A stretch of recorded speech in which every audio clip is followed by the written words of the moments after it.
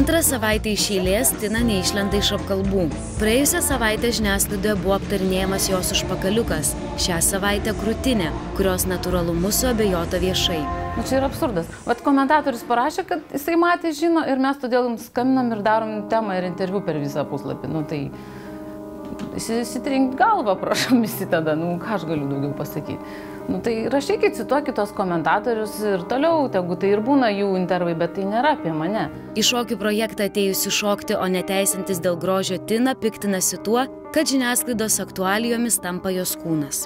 Esu visiškai pikta dėl to, kas vyksta ir norėčiau tiesiog paklausti, kad galbūt pagaliau jau galiu pakalbėti apie tai, ką mes šokam, kodėl mes šokam ir kaip šokam ir pamiršti tos aptarinėjimus mano kūno dalių ir gal tiesiog užkniso ir galvoju, kad tai nėra svarbiausi dalykai šitame projekte ir kad daug daugiau aš pasakau savo pasirodymų negu kūnų. Tai vėlgi, gal atsipeikykim ir pradėkim kalbėti apie tai, ką reikia. Kadangi tai yra šokių projektas, tai man atrodo normalu, kad norisi, kad visi vertintų šokį ir žiūrėtų į šokį. Tai, kas yra pristatoma, kas yra ruošiama visą savaitę ir kam atiduodama daugiausiai prakaito.